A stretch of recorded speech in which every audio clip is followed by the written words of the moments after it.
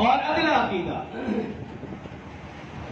صحابہ اکرام رضوان اللہ علیہ مجمعین میں جو خلفاء منتخب ہوئے،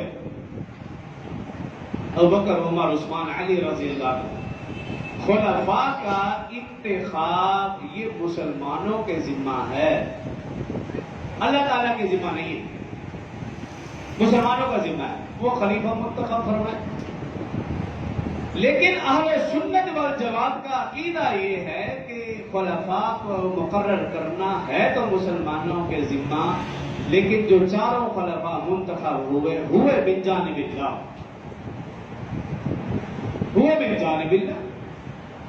قرآن پاک کی آیت مبارکہ جو میں نے خطبے میں تلاوت کی، اللہ رب العزت نے ارشاد فرمایا وعد اللہ الذین آمنوا منکم وعملوا الصالحات لیستخلفنہم فی الارض۔ یہ آیت مبارکہ اس کی دلیل ہے۔ اللہ نے ایمان والوں سے وعدہ کیا ہے کہ میں تمہیں زمین میں ضرور خلیفہ بناؤں گا، اور آپ سمجھتے ہیں کہ ایمان والوں کو جب بھی خطاب ہوگا سب سے پہلے ایمان والے ابوبکر، عمر، عثمان، علی رضی اللہ عنہ، اور پھر اللہ نے انہیں خلیفہ بنایا۔ تو یہ خلفاء من جانب اللہ ہے۔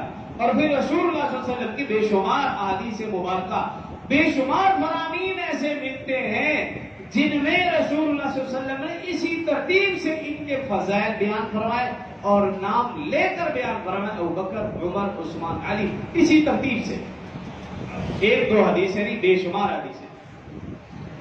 اور پھر سیدنا ابوبکر صدیق رضی اللہ عنہ کے متعلق اتنی پختہ دلیل ہے کہ رسول اللہ صلی اللہ علیہ وسلم نے اپنی زندگی میں ایک دو نمازیں نہیں 17 نمازیں ایسی تھی سیدنا ابوبکر رضی اللہ عنہ امام بنے، کچھ نمازوں میں رسول اللہ صلی اللہ علیہ وسلم مقتدی بنے، 17 نمازیں سیدنا ابوبکر رضی اللہ عنہ پڑھے۔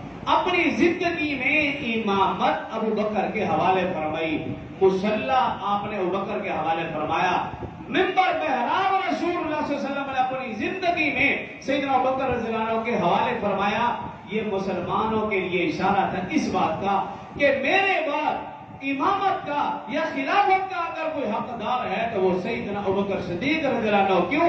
افضل البشر بعد الانبیاء ابوبکر صدیق، انبیاء کرام کے بعد اگر کوئی افضل شخص ہے تو وہ سیدنا ابوبکر صدیق رضی اللہ تعالیٰ۔